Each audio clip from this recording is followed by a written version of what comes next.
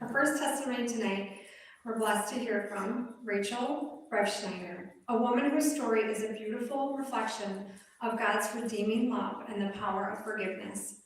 Rachel is a wife to her wonderful husband, Ryan, and a stay-at-home mom to two precious girls, Rosalie and Riley. Though her years were marked by deep pain, enduring physical, emotional, and mental abuse from her own family, God has written a new story in her life, one of healing, grace, and restoration. Like a modern-day Cinderella, Rachel has walked through brokenness and found freedom through Christ. Her journey reminds us that even in the hardest chapters, they can lead to beauty when forgiveness takes root and God's love steps in. Tonight, Rachel shares not only her testimony, but also her heart, a story of how God's mercy can turn ashes into something beautiful and bring peace where pain once lived. Please help me to welcome Rachel.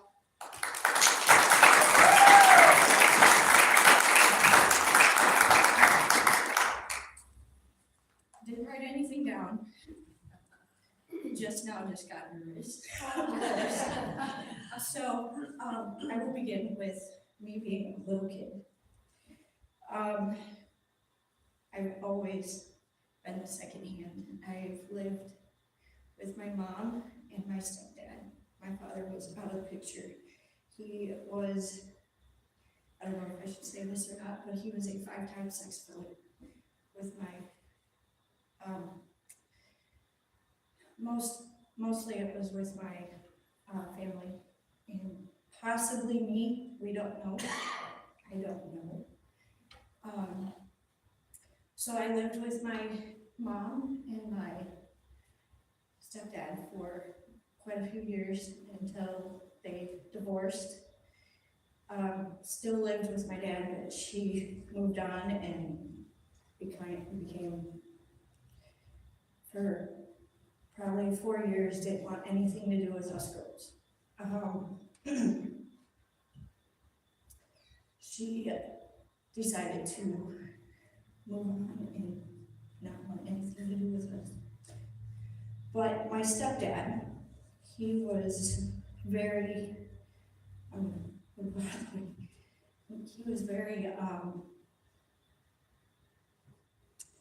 very caring and very kind man. My aunts, on the other hand, my step-aunts, were not. And they moved in with my dad to help raise us girls. He worked third shift, and we had to deal with a lot of beating with wooden spoons across the face, belts across the back, hands across the mouth, yelling, screaming, swearing, everything under the sun. But then I grew up, went into 4th grade, went into 4th grade, my mom came back. She wanted me. She was only allowed to take me because obviously I couldn't stay with my stepdad. He had no right to me. So I decided, when I was a 4th grader, I was like, of course I want to live with my mom. She's part of me, right? So I went and moved in with my mom. And that was the end of my stepdad for quite a few years until I started high school, and then I started visiting back and forth again and seeing him again. He finally retired and had more time to spend with us. My younger sister, moved in and out, back and forth. If she didn't get her way with her dad, my stepdad, she would move in with my mom, and my mom, if she didn't get away with her, she would move back in with my stepdad, and it was a whole mess with her. And because of that, I was second. Again, I was not allowed to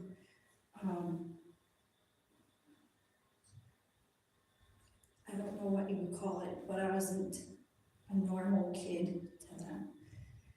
So, again, with the abuse, the yelling, the screaming, the beating in the face, the belts, the wooden spoons.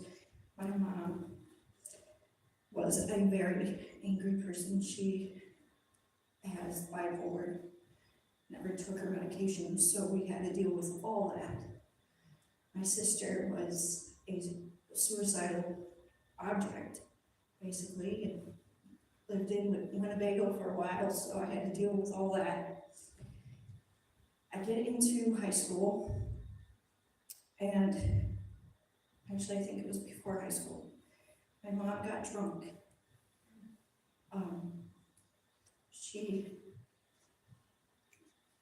She wasn't really the one that was angry, but the boyfriend she lived with, they both ended up getting drunk, and he was so bad. And I mean, if I say bad, he was bad. Okay, so he had, I remember this as clear as day, like happened yesterday.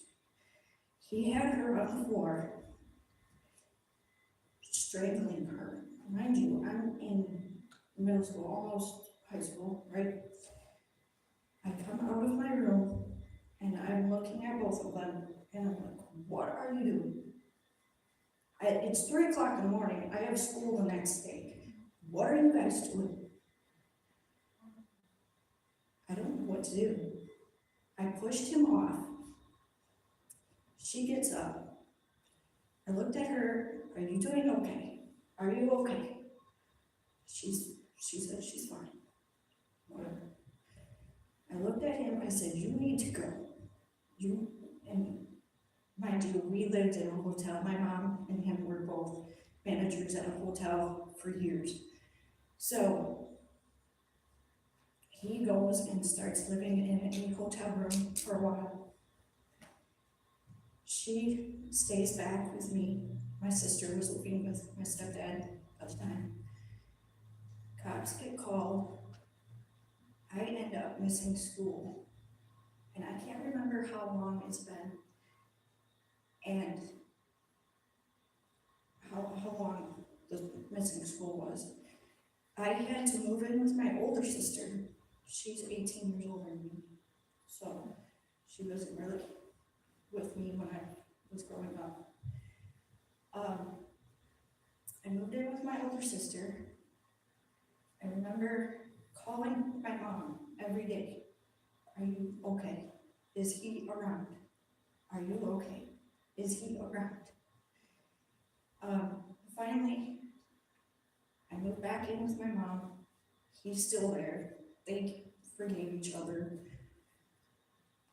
Whatever. I don't know what happened there, but I moved back in and we moved to a different town, and I get into high school and it starts all over again. The drinking, the abuse, the hitting, the screaming, the yelling, the swearing, all of it starts all over again. This time, it was to me.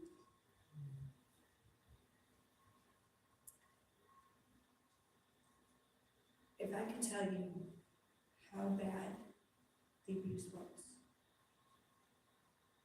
I would. It was so bad. I remember one time my mom looks at me, tells me to do something. My teenage rebel self tells her no. Of course, right? Bad idea. She comes up, literally runs to me, starts punching me in the face. Boom. She would not stop. Mind you, this is in front of all of my family.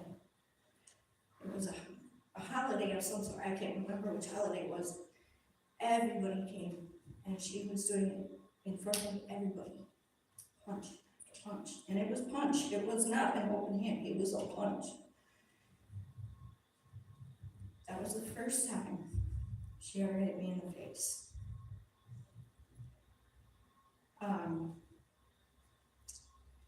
Cops got called.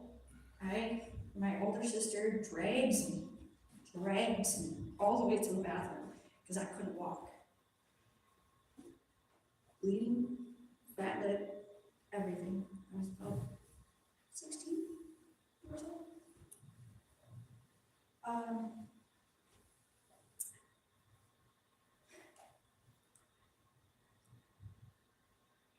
She lies to the police. Guess who went to jail? I did.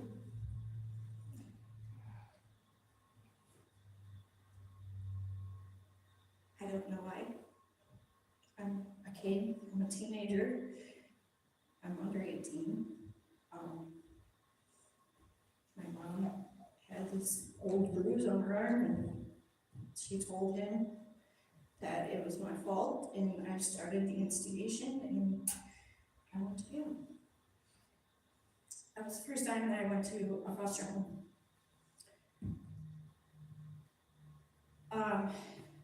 I get out of jail. It was a 3-day stay because it was over the weekend. Get into foster care, and I meet a friend from high school. She invited me to a church service.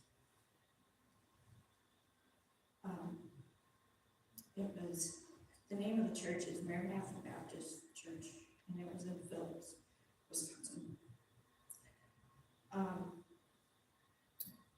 I got to know the pastor very well. I finally accepted Christ as my Savior. Got baptized, joined the church. Everything was looking great. What happens when you go back into a very negative home? Doesn't work very well. You try, and you try, and you try, and you try, and you forgive, and you forgive, and you forgive, and you forgive. Until it starts all over again. And I laugh because I'm looking back on it now, and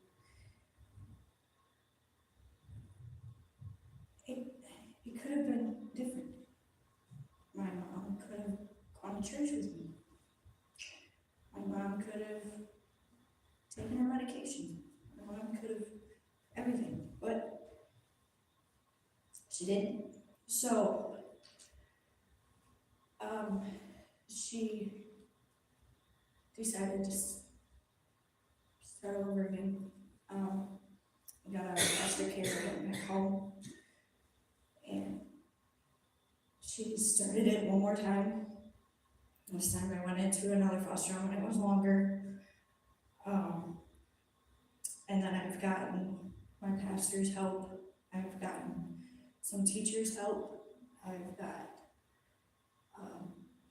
a social worker. He helped me try to figure things out, and I don't know, she was just not listening. She just didn't want to change. So I went back home after foster care. We moved to where my older sister lived. I graduated from high school. Walked. It was surprising, but I walked. That was not able to go to church after we moved because I didn't know a church there and I didn't know anybody there.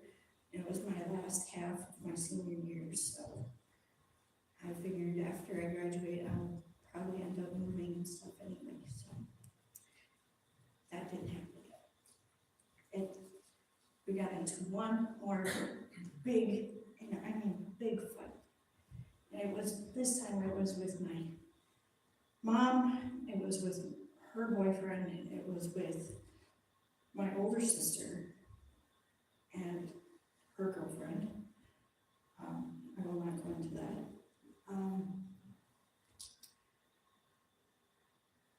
And my nephew.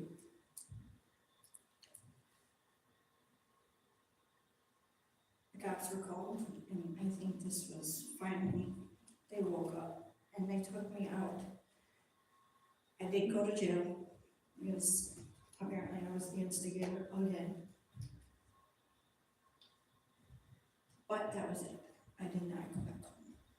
I turned 18, and I asked one of the couples that I went to church with back before we moved, if I could stay with them, get my feet back up under me, to be able to grow up as an adult and figure out what to do with my life and things like that. I was not able to talk to any of my family for a whole year. I was on probation.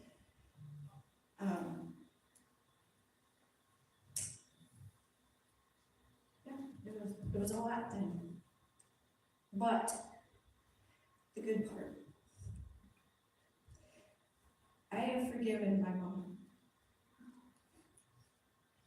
I have forgiven her boyfriend. I have forgiven my sisters. I have forgiven my stepdad. I have forgiven my aunts. I have forgiven anybody and everybody in that family. And why? Because Christ has cleared my heart.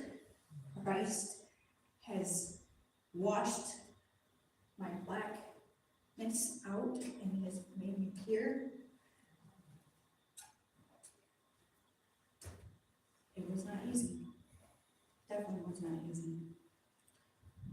But I was told back a few years ago, God is the source. People are the resource. And I have used people, as in I have asked them to help me. And to help me have a clear mind and help me to look at them as people and not my abuser, not my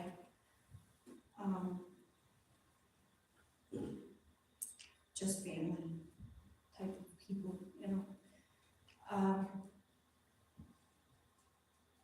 I 2 years later, I basically was kicked out because they're like, you've grown up, you want to do your own thing, it's time for you to get your own apartment. So I got my own apartment.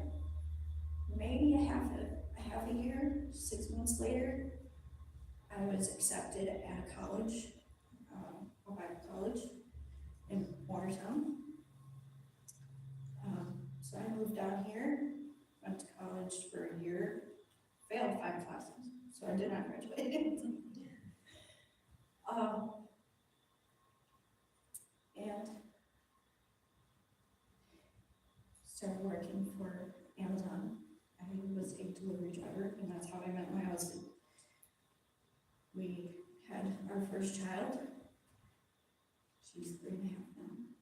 And we got married in August after she was born. And now we have a almost 1-year-old. And the rest is history.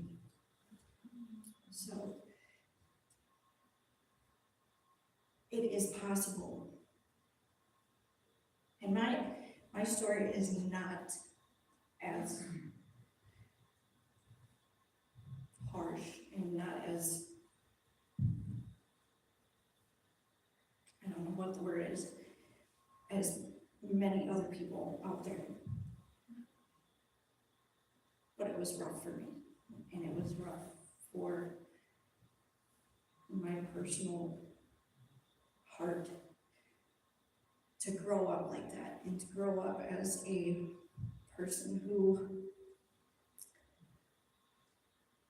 was a sideliner, who was told to be quiet, who was told to knock it off constantly, knock it off.